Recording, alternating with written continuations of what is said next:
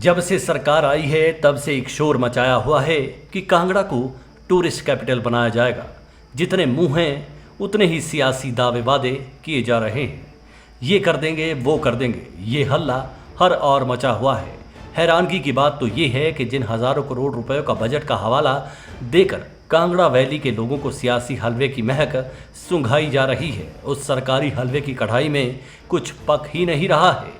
आपको जानकर हैरानी होगी कि जिस पर्यटन का ढोल पीटा जा रहा है, उसी पर्यटन निगम के कर्मचारियों को पिछले 2 महीनों से वेतन नहीं मिला है और तीसरा महीना भी बिना वेतन के आधा निकलने के कगार पर पहुंच चुका है।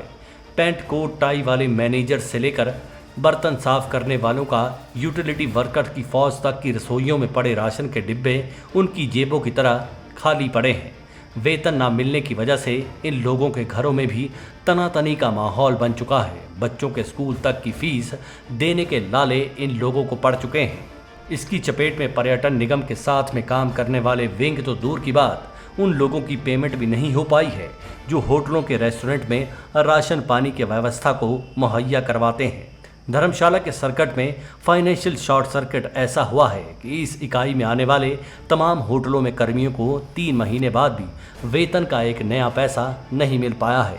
अगस्त सितंबर 2023 की ही बात करें तो पेंडिंग सैलरी करीबन 65 लाख रुपए है और साल 2022 से इस सर्किट के कर्मियों के मेडिकल रिवर्समेंट के करीबन 3.25 लाख के बिल क्लियर नहीं हो पाए हैं।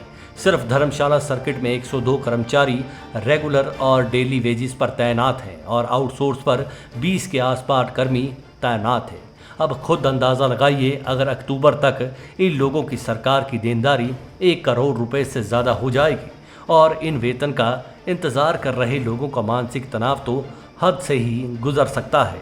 अब सवाल उठता है कि जब मुट्ठी भर कर्मचारियों को ही वेतन के लाले पड़े हुए हैं तो सरकार इसी कांगड़ा ज़िले को किस मुंह से ये मीठे सपने और मिठास परोस रही है कि हम कांगड़ा को टूरिज़्म का हब बना देंगे।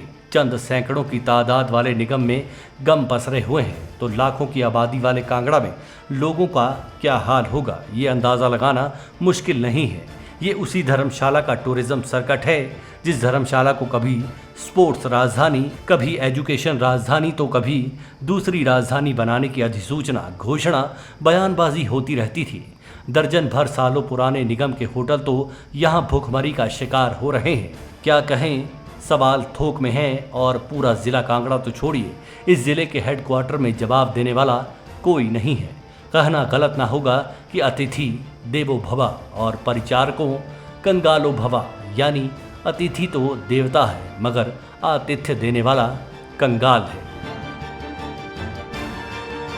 Manish Kaur, black and white news.